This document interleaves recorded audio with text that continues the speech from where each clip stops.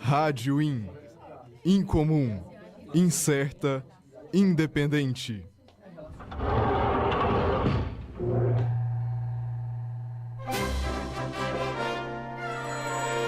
Sétima arte. Cinema para os seus ouvidos.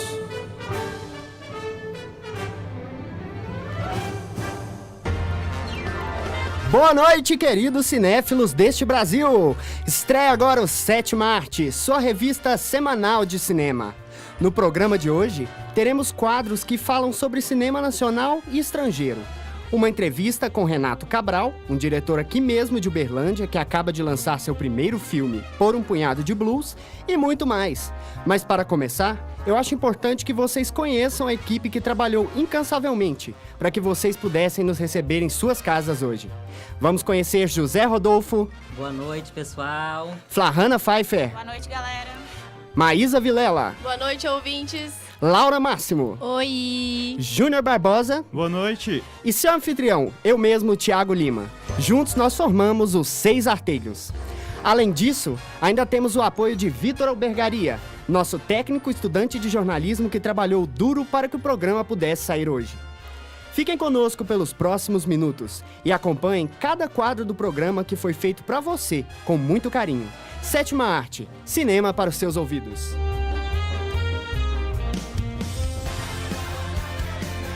Nos bastidores.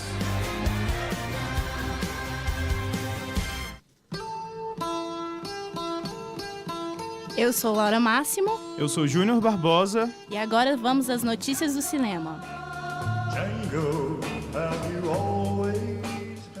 Apresentações especiais e homenagens aos musicais serão atrações do Oscar 2013. Além de Adele, que irá cantar a música tema do novo filme 007, também foi anunciado que Norah Jones apresentará a canção filme do Ted. Durante a cerimônia do Oscar, ambas concorrem ao prêmio de melhor canção original. A organização da premiação também confirmou que Barbra Streisand, vencedora de 2 estatuetas do Oscar, participará de algum número especial durante a cerimônia. Os musicais serão homenageados durante a premiação, com apresentações especiais dos filmes Chicago, Dreamgirls e o do recente Os Miseráveis. A atriz Catherine Zeta-Jones, estrela do filme Chicago, participará desses números, e correm boatos de que Beyoncé e Jennifer Hudson também irão se apresentar representando Dreamgirls.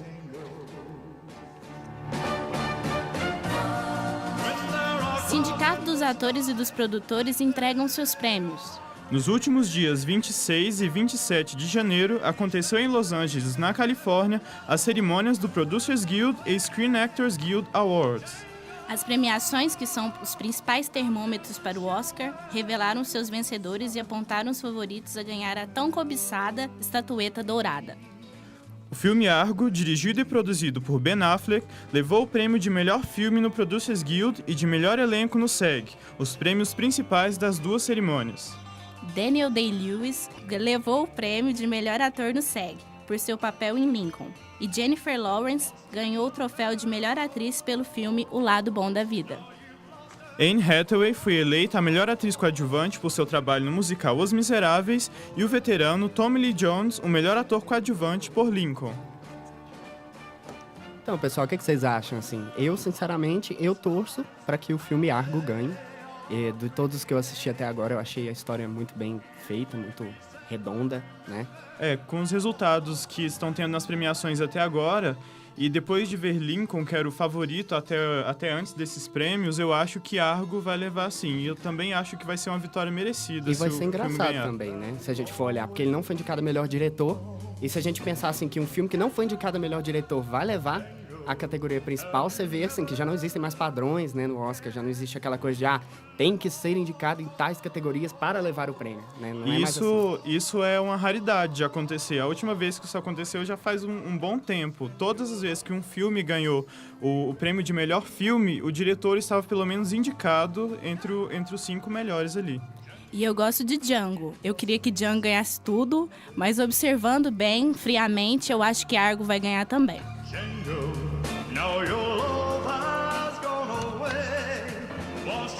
Criador de Lost e diretor de Star Trek e Missão Impossível 3, J.J. Abrams foi confirmado como novo diretor da franquia milionária criada por George Lucas. O filme tem estreia prevista para 2015. Nele, Abrams trabalhará com o roteirista Michael Arndt, de Pequena Miss Sunshine e Toy Story 3. Essa notícia do J.J. Abrams ser o novo diretor de Star Wars foi uma coisa bombástica na semana passada. Estava uma especulação enorme de quem seria o diretor do novo filme do Star Wars. Muitos diretores recusaram a proposta. O próprio J.J. Abrams disse que não seria o diretor, né?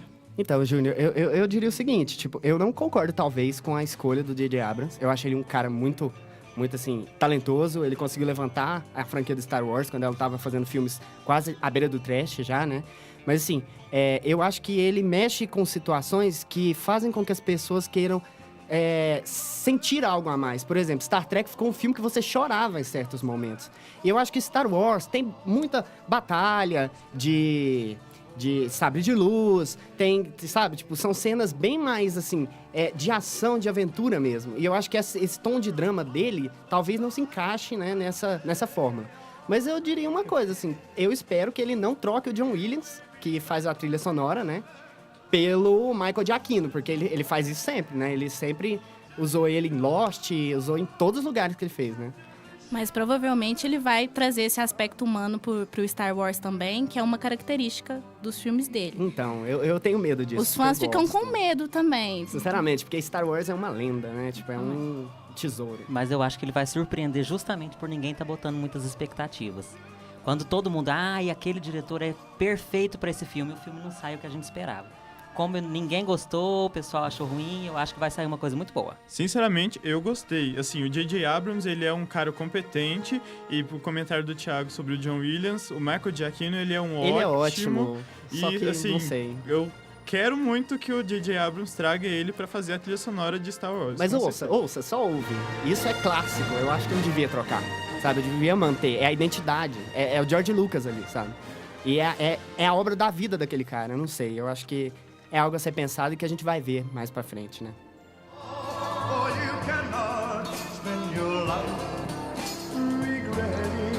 O novo filme dos X-Men tem novidades. X-Men, Dias de um Futuro Esquecido, a sequência de X-Men Primeira Classe, está com seu processo de pré-produção a pleno vapor. Foi confirmado o retorno de vários atores da trilogia original. Entre eles estão Ian McKellen, Magneto, Patrick Stewart, Professor Xavier, Anna Paquin, Vampira e Hugh Jackman, Wolverine. O novo filme utilizará a premissa de viagem no tempo, se baseando nas histórias em quadrinhos dos mutantes. Começam a surgir rumores de que a história se passaria cerca de 10 anos após os eventos do filme anterior. Fontes dizem que a produção do longa está à procura de atores que tenham aparência dos anos 70. O filme, que começa a ser rodado no mês de abril, ainda contará com a presença do elenco original de X-Men Primeira Classe. X-Men Dias de um Futuro Esquecido tem a sua estreia prevista para julho de 2014. Ainda no universo dos heróis da Marvel, ontem foi divulgado um novo pôster do filme Homem de Ferro 3, que você confere na nossa página do Facebook. Homem de Ferro 3 tem estreia prevista para o dia 26 de abril. Sobre o pôster do Homem de Ferro, eu quero fazer um comentário. Eu achei aquele pôster muito tosco. Eu fiquei com medo, eu vou ser sincero. Ver ele caindo e morrendo, eu fiquei com medo. E por ser o terceiro, eu não sei se eles vão querer encerrar uma trilogia ou continuar com a história, sabe? Então eu fico assim, o que eles vão fazer? Uma certeza você pode ter, ele não vai morrer porque vai ter os Vingadores 2, então eles têm uma sequência. Mas o pôster foi tosquíssimo, sinceramente. As filmagens principais de O Espetacular Homem-Aranha 2 terão início no próximo mês em Nova York. Na sequência, Peter Parker, vivido por Andrew Garfield, irá para a Inglaterra atrás de Gwen Stacy, personagem de Emma Stone. O vilão Electro será interpretado por Jamie Foxx, sucesso em Django Livre. Dan DeHaan, Paul Giamatti, Felicity Jones e Shailene Woodley também estarão no elenco. O que vocês acharam do primeiro filme do Homem-Aranha, hein? Desse reboot? Eu achei genial, espetacular é a palavra perfeita. Que banho que deu no anterior, né, gente? A primeira trilogia. Eu gostava muito da trilogia do Homem-Aranha, só que depois do espetacular Homem-Aranha eu acho péssimo, mudei de opinião. Porque o Andrew Garfield deu muito banho no Eu já menino discordo, anterior. assim, o terceiro filme da primeira trilogia foi péssimo, Horrível. de fato, horrível. Mas o primeiro, e principalmente o segundo filme da primeira trilogia do Homem-Aranha, eles são espetaculares, assim, e bem mais espetaculares que o espetacular Homem-Aranha. Então, eu gostava, eu sempre gostei, mas a hora que chegou o espetacular com o Andrew, eu preferi 1000 vezes. Gostei muito do novo Homem-Aranha. E você, ouvinte, o que você acha? Ai, Dê gente, sua opinião na Eu não nossa sou página. ouvinte. Eu não sou ouvinte, mas eu dou minha opinião. Eu confesso que eu fiquei um pouquinho com medo, né?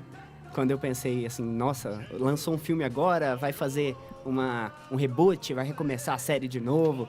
E eu tô achando que essa série tá indo pro mesmo caminho da série anterior. Por quê? Porque eles estão falando que eles vão ter mais de um vilão. E eu tenho medo quando coloca mais de um vilão no filme do Homem-Aranha, porque eles não conseguem explorar nem mesmo os personagens normais, quanto mais os vilões, sabe? Então, assim, tá me dando medo, mas vamos ver, né? Vamos esperar. E você, ouvinte, se você quiser comentar com a gente as notícias que vocês estão ouvindo, tem uma barrinha aí do lado, fale conosco, mande sua notícia, que a gente conversa com você agora, ao vivo, aqui no nosso programa.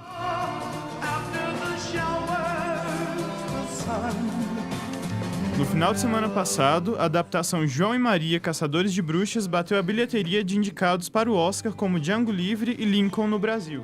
O filme conta uma nova versão da clássica história sobre irmãos que se perdem na floresta e está levando milhares de pessoas às salas de cinema, mesmo sendo alvo de muitas críticas. Junto com João e Maria estão Django Livre, Lincoln, De Pernas pro Ar 2 e Detona Ralph entre os mais vistos no país na última semana.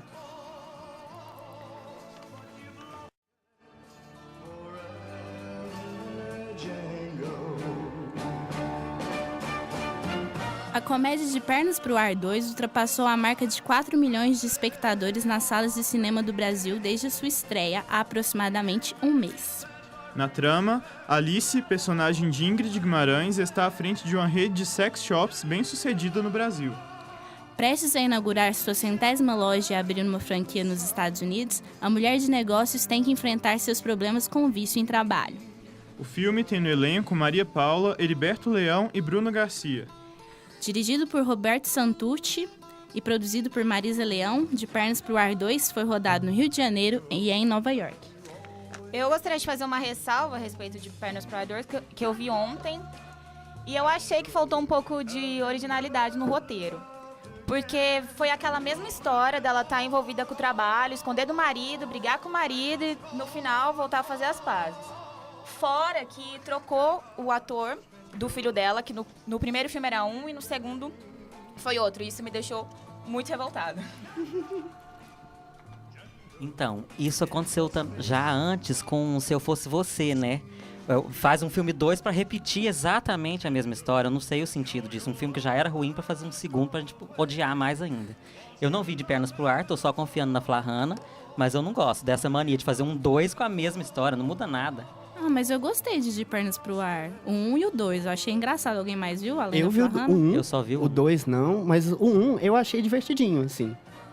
Digamos que é aquela coisa assim que você vai no cinema e quer se divertir, quer dar uma risada, quer, sabe, ter um momento de tranquilidade, paz, tirar a cabeça dos problemas. É esse filme, assim, É o sabe? típico filme que acaba quando ele acaba de fato. Ele não sai da sala de cinema. É porque pensa você assim, tô triste, acabei de terminar o meu relacionamento. Aí você pega e vai pro cinema pra assistir um filme que você tem que sair de lá, tipo, a fita branca, Michael Haneke. Você vai ficar com aquele trem na cabeça, martelando, batendo, pensando, nossa, o que era aquilo? Que era? Não é, tipo, tem momentos e momentos. Se eu termino o relacionamento, eu quero ver um negócio que eu vou rir, vou esquecer momentaneamente daquilo. O Thiago, ele tem que assistir coisa feliz mesmo, porque ele costuma chorar, sabe? Ele é deprimido. Eu não discordo dessa opinião do Thiago, eu também gosto. O que nós estamos criticando é fazer um filme 2 pra repetir a mesma história, O entendeu? 1 foi bem melhor. Meu favorito é o 1. O 2 pra mim foi meio decepcionante. Repetiu a mesma história, sim, mas uma coisa que eu tenho pra elogiar do De Pernas pro Ar, não é meu filme favorito, eu tô aqui defendendo, mas não é assim, não. É que é um filme diferente do perfil que a gente tem de filme de comédia brasileiro. É um filme sexual? É. Só que não é igual aquele sexo, amor e traição. Que é só isso, para nisso, um monte de história paralela, muito sexo, muita traição. Não é só isso. Tem uma historinha. Tá com mais história do que os de comédia nacional que a gente é acostumado a ver.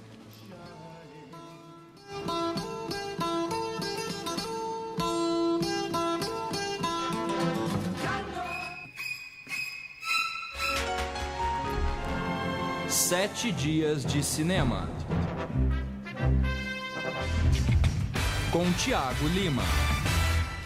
Então, pessoal, 7 dias de cinema é um quadro especial aqui, marcado, né, que a gente organizou para vocês. E é porque eu me propus, né, na internet, eu criei um blog chamado Projeto 365 e me propus o desafio de assistir um filme por dia durante um ano. E essa semana, assim, cada semana do programa, a gente vai trazer para vocês 7 dicas de filmes para vocês assistirem durante a semana. E eu trouxe as 7 primeiras do blog essa semana para vocês. Então, o primeiro filme que eu assisti foi O Jardineiro Fiel. O Jardineiro Fiel é um filme que foi... Ele foi dirigido por Fernando Meirelles, foi, acho que, a primeira produção internacional, né, do Fernando Meirelles, baseado no livro de um escritor francês chamado John le Carré. E ele faz ele conta uma história de um cara,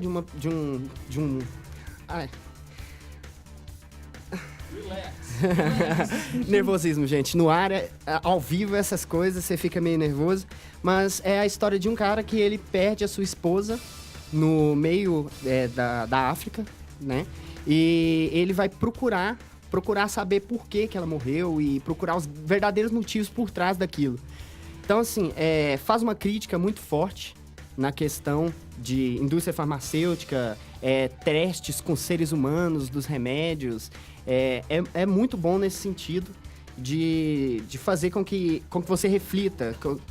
Meio que ele foi um diretor muito sincero. Ele conseguiu colocar no filme a história de forma direta, rápida, tendo o olhar humano, a fotografia do filme. Eu, sinceramente, achei linda, perfeita, assim. E tem uma grande variação, né, entre o tempo atual que está acontecendo na história e flashbacks que mostram da história da esposa dele antes dela falecer, né? Então, pessoal aqui que já assistiu o filme, você que está em casa, o que vocês acham? Vocês podem me julgar, mas eu achei um saco. Os flashbacks são totalmente desorganizados, o filme é maçante, dá um sono. Não, é chato, não gostei.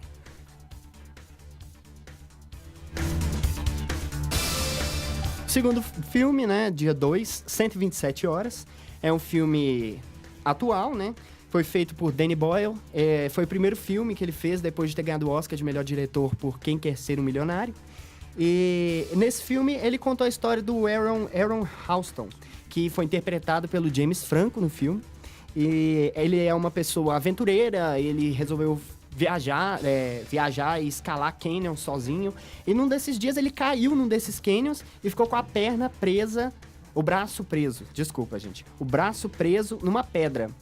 E a partir desse momento a história, o filme inteiro é passado neste local, neste canyon, com alguns flashbacks, algumas cenas que se passam somente na cabeça dele.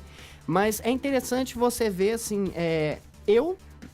pessoalmente, eu achei esse filme um pouco... eu não consigo assistir ele sem comparar com Na Natureza Selvagem, que é um filme do Champagne, que fala sobre o mesmo assunto praticamente, só que o personagem principal, ele tá viajando e acaba no filme passando por várias situações em que ele cresce. Ele, de certa forma, nasce de novo, ele é criança, é adulto, é adolescente, aceita as consequências de seus atos. E eu achei que o 127 horas deixou a desejar nesse momento, assim. Talvez a atuação do James Franco tenha sido boa, o filme tenha tido uma fotografia linda, a história tenha sido interessante, mas faltou algo pra mim, assim, que não me deixou gostar 100% do filme. Assim, o filme, ele é bem... Você tem que... Em uma cena específica do filme, você tem que ter estômago pra assisti-lo, porque Você sente a dor do personagem ali como se fosse em você, de fato. O que o diretor utiliza para passar essa sensação pro espectador funcionou muito bem. Os elementos visuais, né, que ele usa. O áudio que ele utiliza foi muito bem feito. Eu gostei do filme, achei um filme muito bom. Eu gostei do filme também, eu achei que é um filme que te prende pra você saber como é que a pessoa vai sair daquela situação. E se vai sair, né? Se vai sair, eu achei bem interessante, eu gostei. Dia 3, Encantadora de Baleias. Esse filme, assim, era um filme que eu tinha vontade de ver faz muito tempo e não sei porquê, eu nunca tinha assistido. E ele foi indicado ao Oscar em 2004. É um filme bem simples, é um filme neozelandês. Ele conta a história de uma menina que é da tribo Maori e ela tem 14 anos, ela é neta do patriarca da tribo e... Na verdade, a mãe dela perdeu o primeiro filho, né, que ela ia ter, que ia ser o chefe da tribo, e nasceu uma menina depois.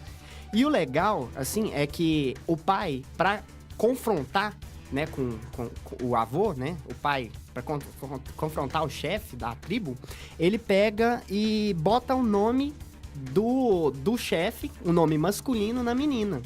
E a história do filme, ele é toda, assim, por meio de... Qual é o confronto entre o amor do avô e a tradição, né, daquela tribo? É muito interessante, é um filme que tem uma atuação linda da Keisha Castle Hughes. Ela tinha 14 anos quando ela foi indicada ao Oscar de Melhor Atriz. Ela era a mais jovem até esse ano, quando a Quivanzanea Wallis foi indicada, com 8 anos. Então, assim, eu achei um dos filmes mais lindos que eu já vi na vida. E, realmente, ela encanta a tela do mesmo jeito que no filme ela encanta as baleias.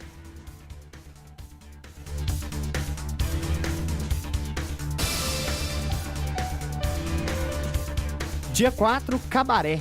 Eu acho que esse é um musical, assim, que é clássico, muita gente assiste, eu não tinha assistido. A Liza Minnelli, no papel principal. Esse filme, assim, eu te digo que era pra mim igual Cantando na Chuva. Cantando na Chuva, pra mim, era uma cena, né? Aquela cena dele dançando na chuva. Só que...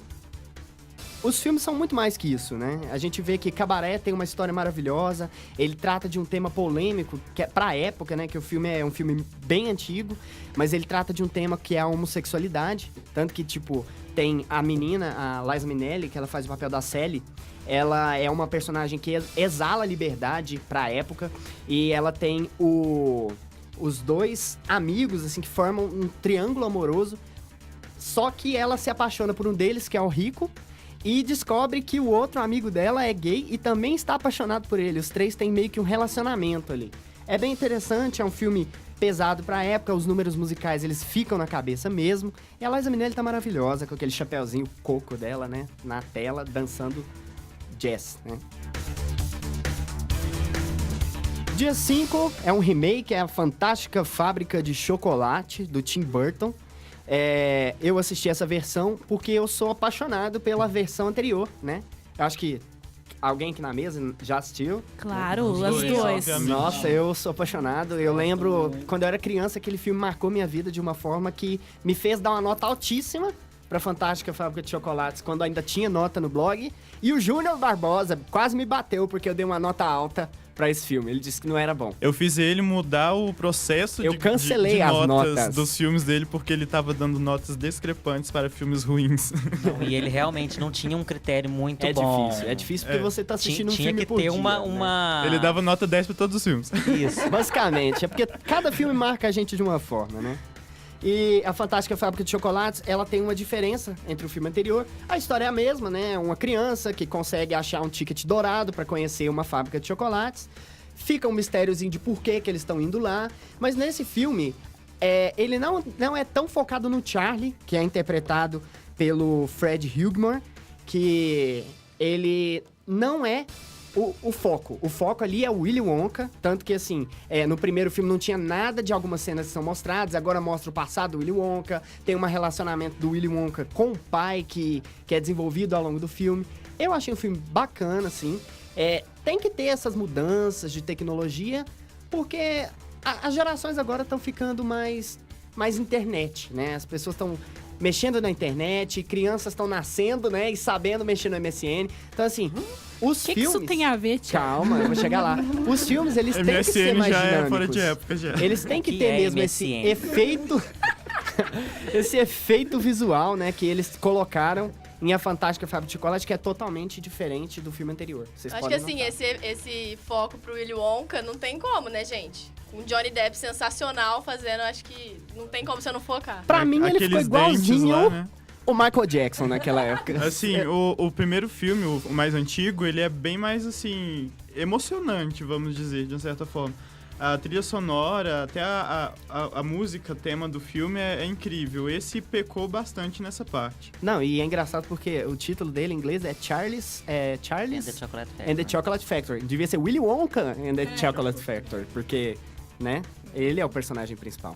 Então, eu acho assim, como é um remake, é inevitável a gente fazer comparações, só que os dois filmes são bons de maneiras diferentes. Não acho o remake ruim, gosto muito. Não tem como não gostar do Johnny Depp, né, gente? Não, gente.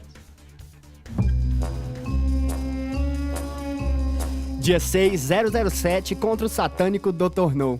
Então, pessoal, esse filme foi o primeiro filme, né, da franquia do 007. Eu resolvi assistir ele mais por isso. Porque hoje em dia, se você for notar, o James Bond, ele é totalmente diferente do James Bond que começou a franquia. O James Bond do Sean Connery, ele é meio que galanteador, ele tipo, tem as mulheres a seus pés, ele toma martini, dry martini, seco e sem azeitona. É toda aquela coisa da classe, né? Chique.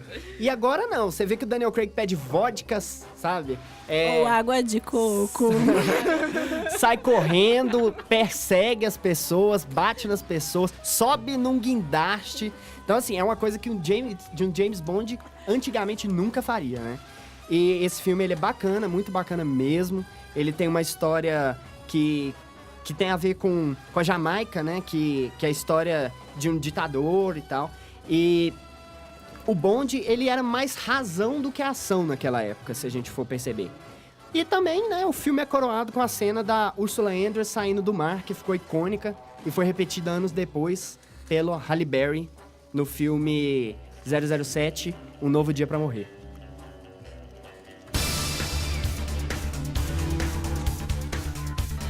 Dia 7, último dia da semana, foi um filme nacional, né, do Tupiniquim. Eu receberia as piores notícias dos seus lindos lábios. Eu te digo o seguinte, eu fiquei interessado pelo filme pelo título, sim.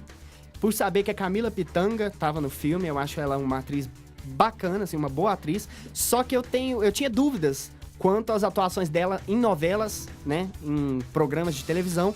E ela tirou totalmente essas dúvidas das minhas costas. Quando eu assisti, eu receberia as piores notícias dos seus lindos lábios. Ela faz o papel de uma mulher que mora numa cidade pequena, que é esposa de um pastor, né, evangélico. E ela meio que tem um caso com um jornalista. E ela tem motivos para não largar, né, o pastor, que vão sendo mostrados em forma de flashbacks. E ao longo do filme, ela vai se tornando um pouco translocada, né? Vai ficando louca. E a atuação dela é fenomenal. Sinceramente, eu fiquei de queixo caído com a atuação da Camila Pitanga nesse filme. E é maravilhoso. O filme bacana demais. Tem cenas fortes, pesadas, de sexo mesmo. Mostra o corpo dela nu. Mas é um filme muito interessante, muito inteligente. Tem um roteiro fechadinho. Esse filme eu infelizmente ainda não vi, tenho muita vontade, mas só queria falar que eu gosto demais da Camila Pitanga e quero assisti-lo. Bacana Principalmente foi um depois. adjetivo pejorativo, beleza, Thiago? Por quê? Bacana, Que né? fica parecendo que é bacaninha, não é legal, Tá, é um não filme é excelente. bom. Gostaram agora? Melhor, também achei. Então, caso vocês queiram mais informações, né, sobre estes e outros filmes, acesse www.correiodeuberlandia.com.br/projeto 365 e fique por dentro do que há de melhor no cinema.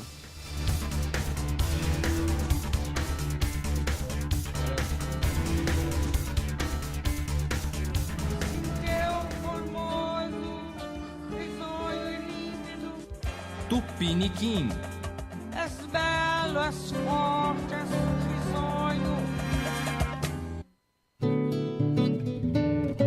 Então, pessoal, se depois dessa vinheta alguém ainda não captou a ideia, o Tupiniquim é um quadro dedicado exclusivamente ao cinema brasileiro. Sempre que vocês ouvirem a voz da nossa diva Vanusa, já sabem que os arteiros separaram para vocês 2 filmes do cenário nacional para nós discutirmos aqui na nossa mesa redonda. Quem comanda o Tupiniquim de hoje sou eu, José Rodolfo, e o primeiro filme que eu escolhi pra gente debater foi Cilada.com, com o Bruno Mazeu, com a Fernanda Paes Leme, e a direção do José Alvarenga Júnior e produção de Augusto Cazé. Primeiramente, eu só quero falar que eu não gosto do Bruno Mazeu. Eu acho que esse filme é uma cilada, realmente. É melhor não ver. Então, gente, o filme se trata de... Não sei se vocês já assistiram o Cilada no Fantástico, que o Bruno Mazeu sempre explorava uma ocasião que era chata pra ele. Nesse filme, o que acontece? Ele trai uma namorada, que supostamente ele ama, mas ele trai mesmo assim. E ela, pra se vingar, coloca um vídeo que eles fizeram e ele teve ejaculação precoce e ela não deletou. Coloca na internet. Aí ele passa o filme inteiro tentando tirar esse vídeo da internet. Como ele não consegue, ele começa a tentar criar um novo vídeo, com ele tendo uma ótima performance. Mas ele não consegue, obviamente, porque o filme, na teoria, é uma comédia. O que eu tenho pra dizer? O filme é um lixo. É muito, muito, muito chato. Pra começo de conversa, não tem uma atuação boa. A única que salva é a Fernanda Paes Leme, que é uma ótima atriz, mas a personagem é rasa, mal construída. Eu não achei tão ruim assim, eu não sei, eu acho que parece que tem teria um potencial pra ficar bonzinho o filme. Infelizmente não fica, mas a atuação que eu achei, assim, menos pior é do Sérgio Lorosa, que dá pra você dar umas risadinhas, assim, mas bem pouco. Discordo plenamente, achei que o Sérgio Lorosa tem muito mais potencial.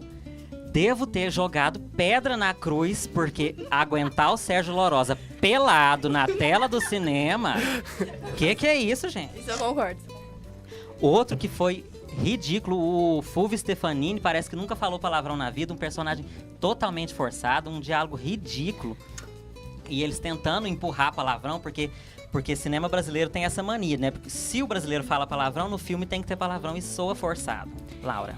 Nem sempre soa forçado, dependendo do filme, não soa, mas esse soou forçadíssimo. Demais. Eu acho que o Bruno Mazeu, o que ele fala? Eu acho que ele não sabe falar palavrão. Não vou falar palavrão agora que minha mãe está me ouvindo, senão ela vai brigar comigo.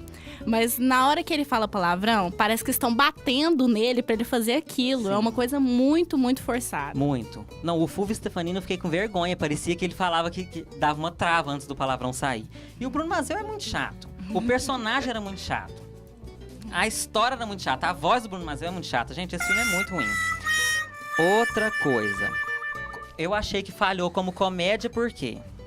Não dei uma única risada. Não dei um sorriso. Gente, não dei eu um não sorriso. esbocei um sorriso. Eu não sei se quando eu assisti esse filme eu tava precisando muito rir, mas sério, eu ri. Pra mim, ejaculação precoce nunca teve graça. Continua não tendo. É igual gagueira. Gagueira não tem graça. Sério mesmo, como era pro nosso programa de estreia, eu assisti o filme com o coração super aberto. Eu falei, eu quero rir, eu quero falar bem desse filme. E era muito ruim. Como é uma comédia romântica, falha também como romance. Porque a história é muito sem graça, é sem sal. É basicamente o paradigma hollywoodiano do personagem que é mal-humorado com a vida, que tudo dá errado. Clichê é uma palavra muito boa. E uma história sem sal. A personagem que é o par romântico não tem um pingo de graça. Ela nem é desenvolvida na história. Você não conhece quem é a Fernanda. E eu acho que, assim, não é legal seguir clichê do cinema norte-americano. Porque o cinema brasileiro tinha que correr atrás de criar uma identidade própria. Laura. E se a comédia é fraca, o romance é mais fraco ainda. Porque não tem uma continuidade. Eu vou dar spoiler agora, mas tá na cara que depois os dois vão ficar juntos, né? No final. E eles ficam juntos de uma maneira que você fica revoltada. Se você é uma mulher, ou se você é uma pessoa que pensa, você fica pensando, que é isso? Por que essa mulher voltou com ele? O que tá acontecendo? É péssimo. Não, é muito engraçado. Porque ela passa o filme inteiro, assim... Ela tem certeza que não quer ele. Ele tenta de todas as maneiras. Tem uma cena dele se declarando na chuva e ela fala que não. E, no fim, quando o enredo muda completamente, porque até então era uma comédia, de repente é um romance, ele descobre que ama ela. E ela aceita desculpa porque ele faz um vídeo, gente. É muito tonta. Não, e que mulher burra. Namorou 3 anos com um cara que nunca falou eu te amo pra ela. Por que ela tá namorando com ele? Essa parte do Eu Te Amo é engraçado, mas o ápice do clichê nesse filme é a declaração da chuva, gente. Para. Essa parte. E uma coisa que eu sinto saudades é entre o clima da Fernanda Paes Leme com o Bruno Mazeu. Cadê Química? Agora, pra falar um pouquinho mais sério do filme, o que é o pior? Serve pra reforçar estereótipo que os movimentos sociais lutam tanto pra acabar. A única nordestina do filme é a empregada doméstica, gente. Só segue o padrão da Globo nisso da empregada doméstica. O pai de santo é um charlatão, como sempre. A vida da travesti é enganar homens, fingir que ela é mulher pra levar pra cama. Isso é muito feio e o cinema brasileiro não pode atuar nesse sentido. Agora, só pra falar uma coisinha boa, pra vocês não me acharem chato demais, uma parte que eu gostei muito do filme foi a Dani Calabresa. Fez uma personagem divertidíssima, uma crítica muito bem-humorada, irônica, dos programas de sensacionalistas, de auditório.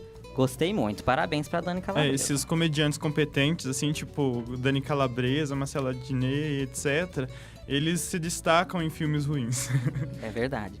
E só pra finalizar a minha parte, pelo menos, eu fiquei com muito medo que no final aparece assim, em breve novas ciladas. Eu senti como uma ameaça. Falei, meu Deus. Meu Deus. O chato é que o programa no Fantástico era interessante e como o filme não deu certo. A ideia era muito boa pra uma sketch pequena, mas pra filme não colou. Alguém quer falar?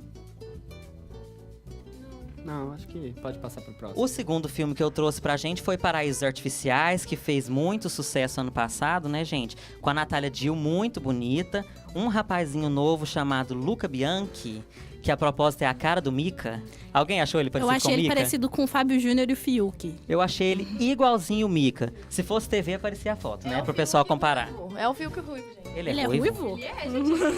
Eu senti ele moreno. E a cara do Mika. Eu senti ele quase negro. Ele é da cor que vocês quiserem.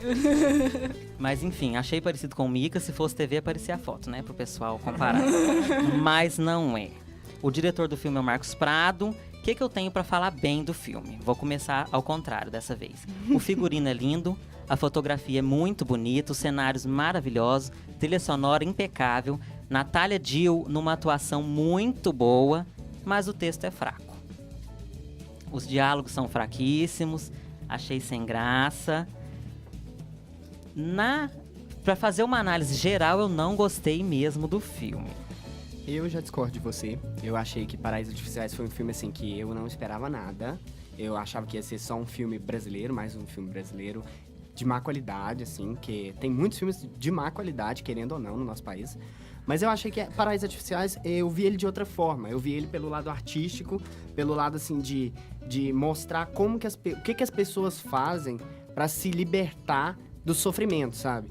Quem vai numa festa de uma rave que dura 3 dias e fica lá, talvez nem vai pra se divertir, talvez vai porque tá com algum problema em casa e vê nas drogas, na festa, na bebedeira, uma forma de esquecer um pouquinho e, sabe, ser feliz por alguns momentos. Então, assim, eu vi dessa forma, eu vi também que, assim, foi muito bacana a cena que ela tinha alucinações e que apareceu um lagarto, assim, eu achei aquela cena muito linda visualmente. E eu consigo enxergar esse lado meio que humano no filme, assim, que busca não ser, assim, a droga pela droga, sabe? Ter um motivo, ter uma razão. Comentário da nossa ouvinte, Maria Luísa Vilela. Ela disse que é uma cilada total mesmo, Bruno Mazeu se achando engraçado, que é patético. Grande Malu. Enfim, sobre Paraísos Artificiais, eu tenho pra falar que a coisa boa que eu achei no filme, só isso também, foi que retratou o envolvimento da classe média com as drogas, que é uma coisa nada retratada, pouco retratada nos filmes brasileiros, e que a gente sabe que na classe média, muitos nossos colegas, conhecidos, estão envolvidos com droga, não é só na favela, como antes é apresentado no cinema brasileiro. Eu achei interessante mesmo eles tratarem esse assunto, que são as drogas, de outro ângulo, né? Não no meio da favela, como a Laura mesmo aqui colocou. E eu achei massa também eles falarem desse mundo das raves, dos festivais de música eletrônica, porque atrai muito jovem, é uma coisa assim que pegou muito e não tinha sido retratado. Outra parte que eu achei legal é que eles passam explicitamente que as drogas não criam nada, só potencializam os anjos e demônios que tem dentro de você. E de forma implícita, assim, com as consequências do exagero, da mistura de substâncias, do envolvimento com o tráfico, eles colocam as consequências ruins, né? Então tenta passar meio que uma lição, só que nas entrelinhas, não claramente. Então, justamente por esses motivos foi que eu não gostei do filme. Eu achei que, assim, na tentativa de não ser clichê, o filme virou clichê. Por quê? Explorar droga por uma visão da classe média, gente, tem um monte. Outra coisa que eu achei que não foi bom. Meu nome não é Johnny, eu lembro. Não é achei verdade, bom o seguinte, é verdade. Foi explorar a droga e falou, povo na rave, muita putaria e muito sexo. Isso que era pra ser bom, acaba sendo ruim, porque o espectador médio que era pra ser atendido, a hora que ele vê isso, fala, cinema brasileiro é pura putaria, vou embora dessa sala de cinema, nem termina de ver o filme. Não foi de propósito. Lógico que não. Ele tentou fugir e caiu nesse senso comum. Eu fiquei muito confusa com os flashbacks também. Podem me chamar de burra, mas no começo eu não tava entendendo nada. Porque se passa em Pernambuco, se passa na Holanda, se passa no Rio de Janeiro. São 3 e eu tempos tava ao mesmo muito tempo, confusa. Sem ordem cronológica. É quase uma viagem brasileira. Então, vou terminar por aqui. A nossa discussão foi muito agradável, a gente discordou um pouquinho nos paraísos artificiais, mas o Tupiniquim fica por aqui. Foi um prazer ser o anfitrião de vocês nesse quadro. Espero que os ouvintes tenham gostado desses filmes que eu trouxe. Semana que vem, mandem sugestões no nosso Facebook de algum filme que vocês queiram ouvir aqui no Tupiniquim. Até a próxima. Então, pessoal, aqui agora temos umas notícias para vocês. O programa, né, Sétima Arte, é o recorde de audiência aqui da Rádio In. Linda! A gente agradece a todos vocês que estão acompanhando aqui com a gente agora. Beijo, mãe! Beijo, amor! E também nós recebemos algumas mensagens aqui no Fale Conosco. A gente recebeu uma mensagem do Vitor, ele fala assim, e aí, pessoal? Não é o técnico Vitor, é o Vitor, estudante de cinema e audiovisual. Ele falou o seguinte: meu nome é Vitor, sou estudante de cinema e audiovisual e quis prestigiar o programa de vocês. Quero comentar sobre o tópico do Oscar, no qual vocês disseram que Argo deve levar o melhor filme. Após assistir todos, menos A Hora Mais Escura, que ainda não estreou aqui no Rio, acho que Amor merecia mais de todos os outros. Mas logo após, Argo é o meu favorito. É uma pena que o Mestre, o melhor do ano, dos que vi até agora, depois do brasileiro O Som ao Redor, e Moonrise Kingdom não tenham sido indicados. Quanto a Lincoln, achei decepcionante. E Django é bom, mas um Tarantino mais fraco que a maioria dos outros. Não posso não comentar sobre o Homem-Aranha de Mark Webb, que é imensamente, ele colocou imensamente em caixa alta, inferior aos 2 primeiros do Sam Raimi. Concordo! Na minha opinião, ponto. Eu tô lendo muito rápido. Vida longa ao programa de vocês. Muito obrigado, Vitor, estudante de cinema e audiovisual. A gente tá muito feliz com a sua participação aqui. Ai, Vitor, eu vou chorar. Uma lagriminha caiu aqui. Sobre o comentário dele sobre Lincoln, eu concordo, o filme é decepcionante. Eu achei bom, mas não vou falar disso agora, porque agora é hora de ler as participações dos ouvintes. Teremos um programa especial para o Oscar. Nele a gente conversa. Mas aí tem a Letícia França aqui pelo Facebook, que ela falou: José Rodolfo, esse filme é uma cilada. Né? Ela tava aqui com a gente pelo Facebook. Cilada.com. E mensagem nova aqui, gente. Olha, chegou mensagem nova. Vamos olhar aqui. Beijos, garotos e garotas. Líbia, mãe da Laura. Muito obrigado pela presença. Líbia, que bom. Eu vou chorar. Pera aí, gente, tem mais um aqui. Nossa, chegou mais, gente, olha. Olha isso. É sucesso, hein, Não, galera? é o José Pedro. Ele tá perguntando, a rádio tá muda. Tá normal? Não, José Pedro. Aperta Tem F5, Ah, por peraí, favor. gente, tem mais mesmo. Sucesso! William Robson Teodoro. Família da Laura Vocês têm inteira. sorte que hoje em dia os filmes brasileiros são muito melhores que os dos anos 70 e 80. Só pornô chanchada. Mas tem Família muito da filme Laura bom, em gente. peso. Não, o aqui, Vitor ó. vai fazer um comentário. Gente, é só essa questão dos anos 70 e 80, era só um comentário que eu achei decepcionante do William até certo ponto, porque muitos filmes, principalmente os Trapalhões, Dona Flor e Seus Maridos, ainda são muitos tops de bilheteria dos anos... e são dos anos 70 e anos 80. A gente tem alguns novos ultrapassando, mas eu acho um pouco decepcionante o cinema de hoje em dia, que eu acho muito pior do que as pornochanchadas ainda de antigamente. Tinha muita coisa ruim, mas tinha muita coisa boa.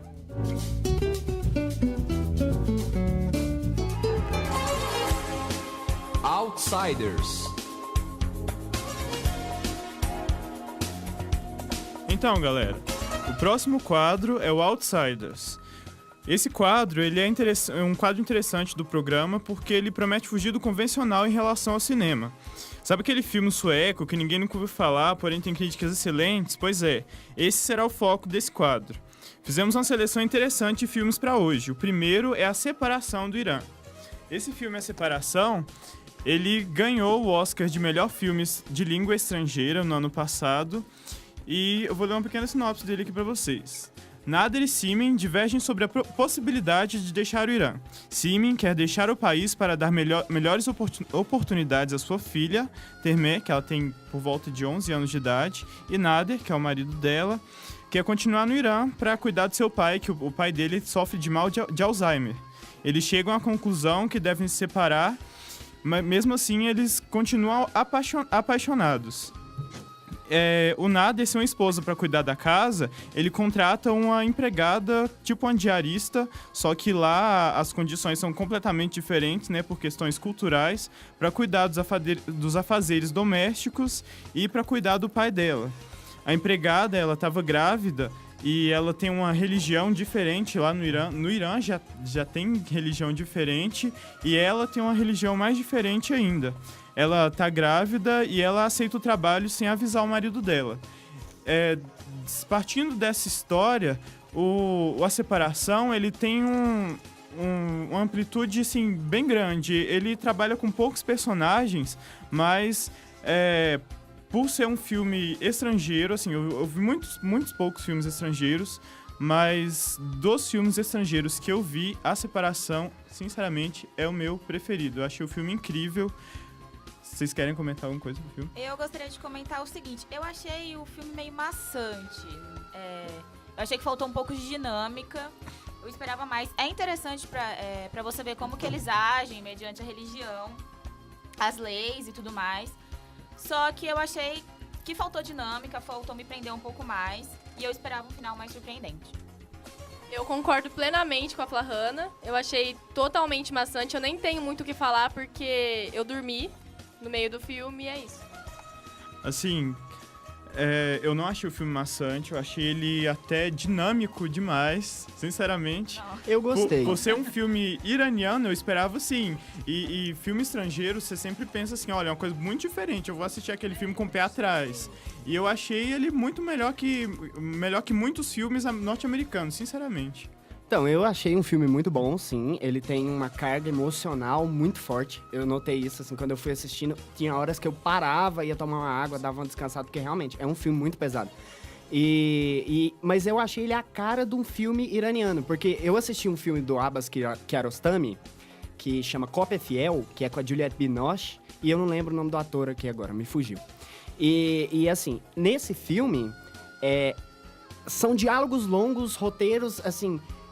que falam muito sabe, muito poucos cenários muito reduzidos, Concordo. mesmo lugar, sabe? Então, assim, eu acho interessante essa proposta.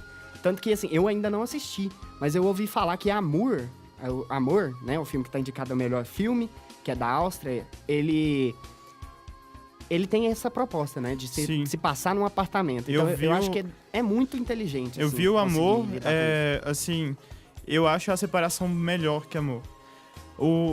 As pessoas falam que A Separação ele não é dinâmico, que ele é lento. Já eu acho o contrário. Amor é bem mais lento, bem mais maçante do que A Separação. Os filmes eles têm propostas completamente diferentes, são de culturas completamente diferentes. Mas fazendo essa comparação, eu acho A Separação muito superior ao filme Amor.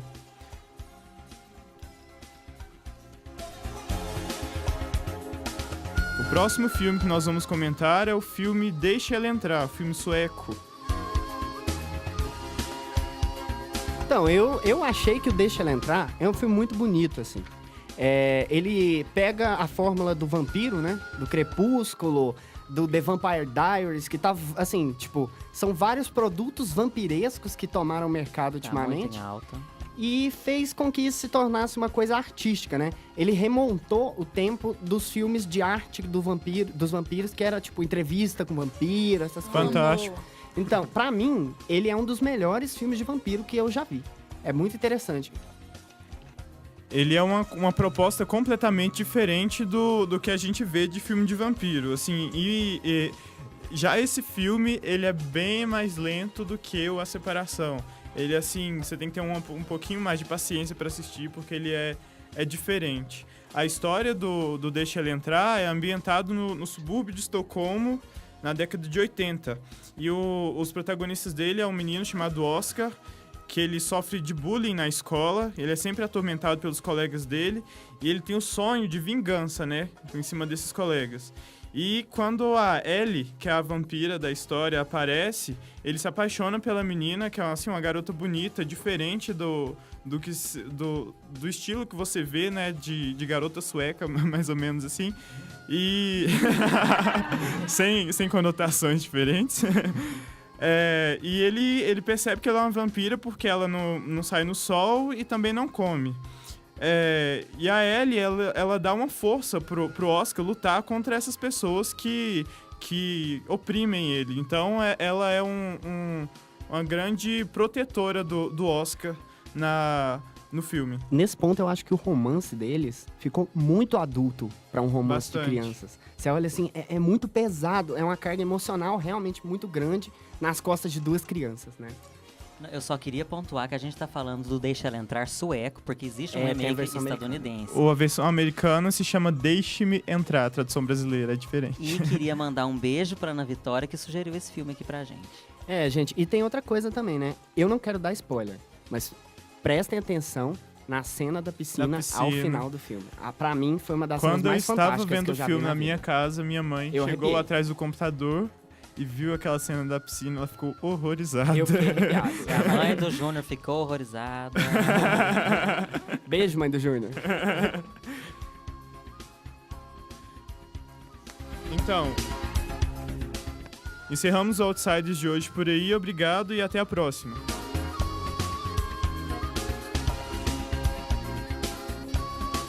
Pessoal, vocês podem mandar mensagens pra gente pelo Fale Conosco durante o programa. Basta clicar aí na aba ao lado, no site, e a sua mensagem será lida e pode conter perguntas, informações interessantes e dicas de filmes. A gente convida vocês para participar aqui com a gente. Então nós temos algumas mensagens aqui que a gente vai ler para vocês. O Gessner Duarte: adorei o programa. Os comentários embasados e engraçadíssimos. O melhor é a Laura dizendo: se você é uma mulher ou um ser pensante. Explique-se, Laura. Parabéns. Ele também deu os parabéns a todos publicamente e falou que o nosso trabalho é muito bom. A gente que agradece a audiência. E tem mais, né, gente? A Mirna Tonos... Mas é pra eu me explicar? Você que sabe. Não, é porque eu falei que nenhuma mulher inteligente, crítica, se sujeitaria a esse papel. Porque o cara traiu ela na frente de todos os amigos dela, sempre foi um canalha com ela. Então, qualquer pessoa, um ser pensante, um ser crítico, que não concorda com o machismo da sociedade, olha que eu que tô falando, quem me conhece sabe. Qualquer pessoa que não concorda com isso, ficaria revoltada como eu fiquei. Certo, Laura. E a Mirna Tonos no Twitter, @RadioInUFO. Muito bom o Sétima Arte, pessoal. Parabéns. Obrigado, Mirna, aí pela audiência. E que mais aqui? O William Robson Teodoro. Desculpem-me, eu deveria ter mencionado que eu me referia aos filmes tidos sérios. Se for assim, eu adorava os filmes do Mazzaropi, que faltou mencionar. Abraço a todos, estou me divertindo. Obrigada, papai. E aqui, que mais? Giovana Cita. Acho que a Maísa devia mandar um beijo pros amiguinhos que estão acompanhando a Rádio In e comentando no Facebook. Gi, Bruno, Thaísa, Cássia e Dani. Manda um Beijo beijinho. pra galera de Bebedouro. Também quero mandar um beijo, bebedouro! Participa sempre. Eu tenho mais uma mensagem E um aqui, beijo gente. pro Mozão também. Bruno Basílio Rissi. Sou estudante de Relações Internacionais da UNB. E acho que a abordagem de filmes nacionais e internacionais é uma ótima forma de interação com o mundão lá fora. Ótima programação, pessoal, e excelentes críticas. Muito obrigado, Bruno. O Sétima Arte agora, né? Saindo das fronteiras de Uberlândia. Opa, tem Eu mais recebi aqui. uma pergunta do Daniel. Vou responder rapidamente que eu não faço ideia de que filme é esse. Inatividade Paranormal. Vou pesquisar para responder O semana filme, que vem. ele estreou hoje. Estreou hoje. Assistirei e A gente comento vai pra você. comentar daqui a pouco. Semana que vem, Daniel. Os outros. E aqui, ó, um grande beijo do meu amorzinho, Laura Máximo. Parabéns a todos vocês, muito divertido e interessante. Bruno Henrique Um Silveira. beijo. Ah, é o amor, gente, é o amor.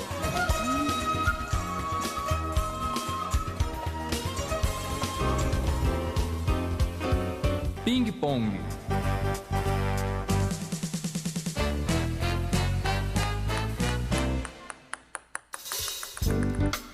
O Ping Pong de hoje, nosso quadro de entrevistas, vai ser comandado por mim, Maísa Vilela, e por Flahana Pfeiffer.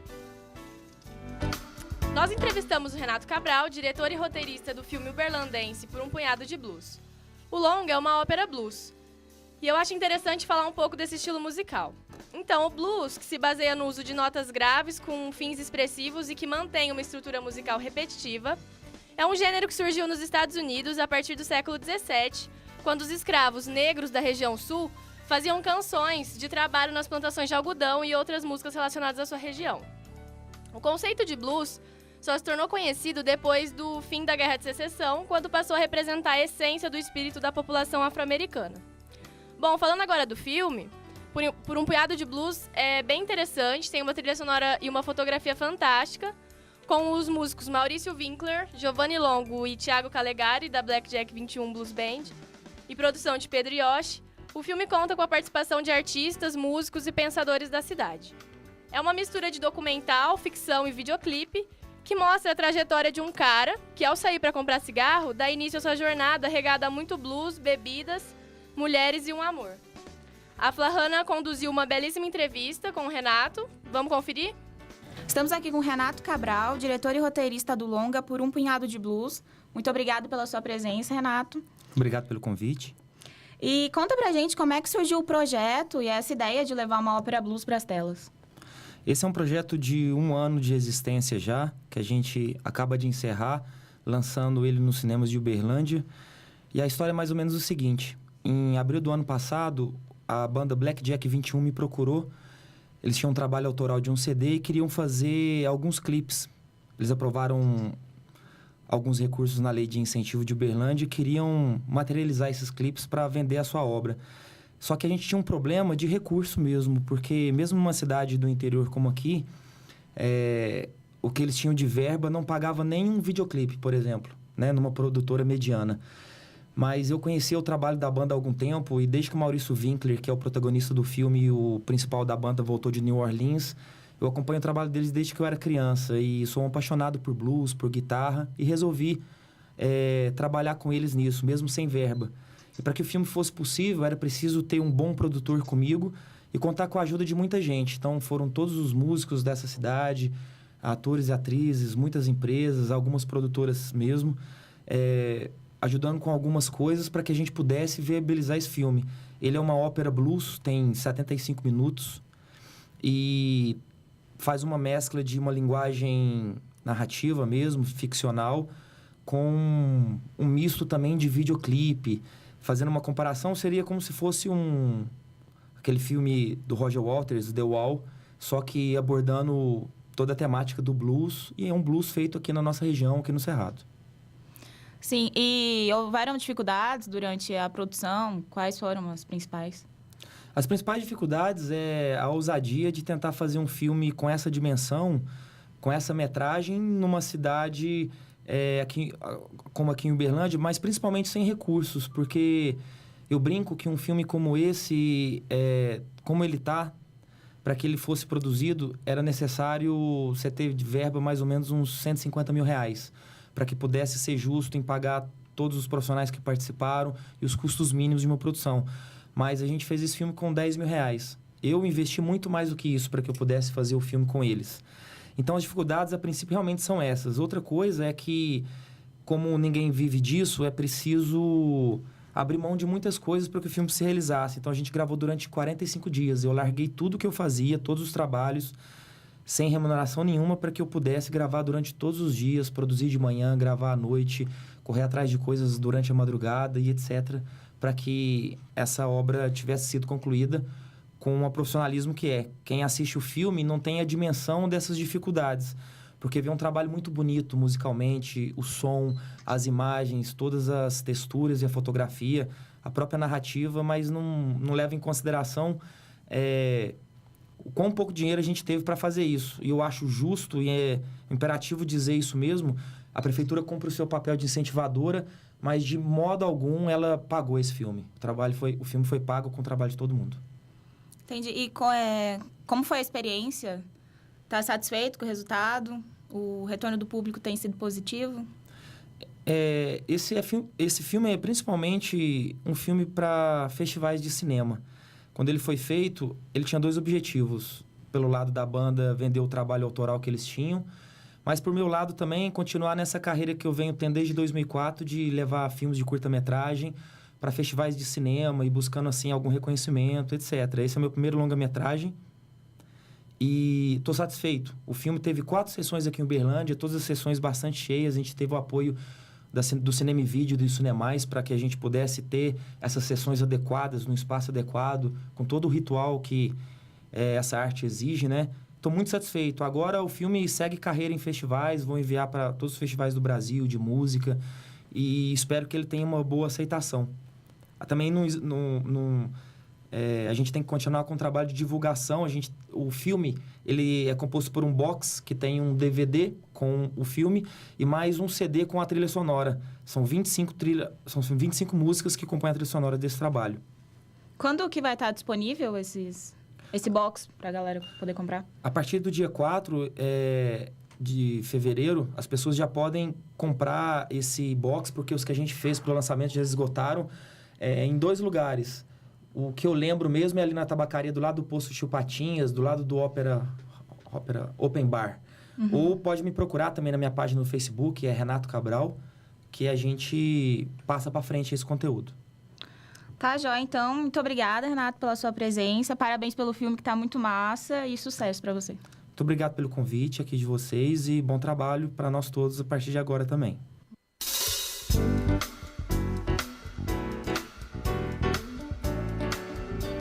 Então, gente, vocês acabaram de conferir a entrevista com o Renato.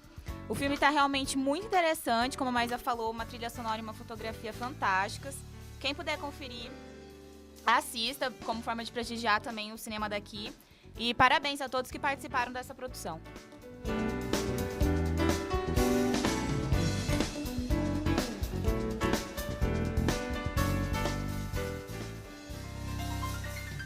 E aí, pessoal, agora é assim, a gente tem um quadro que vai ser feito na próxima semana, que se chama And the Oscar Goes To.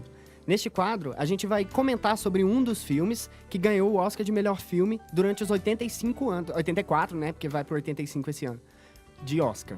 Então, assim, a gente vai fazer um sorteio aqui, a gente já colocou aqui na nossa caixinha os números, né, de 1 a 84, e a gente vai fazer o sorteio aqui agora para ver qual que será o primeiro filme deste quadro. Vamos lá, galera. Música.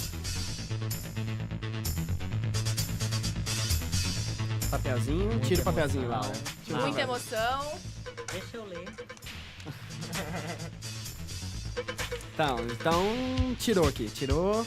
Vamos lá. Abrindo o papelzinho. Qual é o número, Laura? 33. Então, 33. Vamos olhar aqui na nossa listinha de filmes que ganharam o Oscar. Qual é o filme, José Rodolfo? Se Meu Apartamento Falasse, 1960. Então, de Billy Wilder. É um filme bem interessante, então a gente vai assistir esse filme e vai comentar com vocês na próxima semana no nosso quadro And the Oscar Goes To.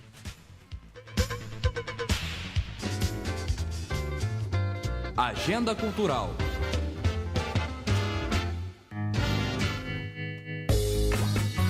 Bem, pessoal, nós temos estreias bem interessantes no circuito cinematográfico berlandense, né? E no geral. Aqui em Uberlândia, Minas Gerais, nós temos os filmes que estreiam Caça aos Gangsters, no Cinemark, né? No Cinemark Uberlândia, Caça aos Gangsters, censura 16 anos, De Pernas pro Ar 2, Detona Ralph, Django Livre, Inatividade Paranormal, João e Maria, Caçadores de Bruxas. E no Cinemais nós temos As Aventuras de Tadeu, Caça aos Gangsters, De Pernas pro Ar 2, Django Livre, Inatividade Paranormal, João e Maria, Caçadores de Bruxas, Lincoln, O Lado Bom da Vida, Os Miseráveis e Uma Família em Apuros. O que chama atenção é a estreia de mais 2 filmes que compõem o circuito, né, de premiações da temporada do Oscar. E esses filmes são Os Miseráveis, né? E O Lado Bom da Vida. Os Miseráveis, ele é um musical que ele se inspirou, né, num livro de Victor Hugo. E ele é um musical de ópera, né? Praticamente cantando o tempo todo, sem falas. Enquanto que O Lado Bom da Vida é uma comédia meio dramática, interessante, com grandes atores. E os 2 filmes são maravilhosos. Eu acho que a gente vai assistir e vai comentar com vocês no dia 22, né? Quando faremos o programa especial do Oscar.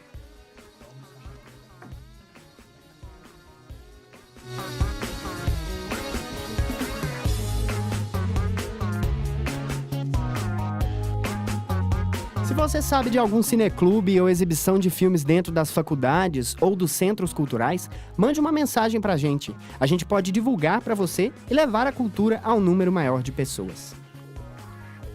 O Sétima Arte se encerra aqui. Agradecemos pela audiência e desejamos um excelente final de semana para vocês. A gente tem alguns agradecimentos, né? Antes de se despedir. Nós gostaríamos de agradecer o apoio de divulgação do Kelson Venâncio com o seu grupo no Facebook, o Cinema e Vídeo. Muito obrigado pelo apoio. Obrigado, ouvintes. Obrigado à família da Laura, que não só ouviu, ficou participando, mandou comentários. Muito obrigado quem ouviu a gente até o final. Semana que vem nós estamos aqui esperando por vocês. Eu queria agradecer aos alunos do curso de jornalismo, aos professores do curso de jornalismo também, e passar para vocês a informação de que nós temos uma programação aqui na Rádio IN, segunda-feira às 10 horas, boletim, logo após a estreia de Na Conta do Abreu, e quinta-feira o Esporte em Comum às 10 da manhã. Quero agradecer também minha família toda em Barretos, São Paulo, que estão ouvindo aí a gente na Rádio IN. Quero agradecer a toda a minha família novamente, dizer que a minha irmãzinha deixou um comentário aqui. Gostei, lindos. Também gostei de você estar me ouvindo, Vivi. Obrigada. A todos os meus amigos que estão ouvindo também e a vocês, essa equipe linda que fez esse programa acontecer. Muito obrigado. E eu agradeço também a todo mundo que eu pentelhei pela internet para poder estar aqui com a gente ouvindo agora. Eu espero que vocês tenham gostado do nosso primeiro programa. E toda semana estaremos aqui com vocês para trazer o melhor do cinema. Boa noite, galera. Obrigado a todos que nos ajudaram. A Flahana quer falar? Eu queria agradecer ao Vitor, que ajudou a gente aqui. Os aparelhos, muito obrigado, Vitor. E a todo mundo que escutou a gente hoje. Então, o Sétima Arte se encerra por aqui. Até a próxima semana. Muito obrigado. Beijos!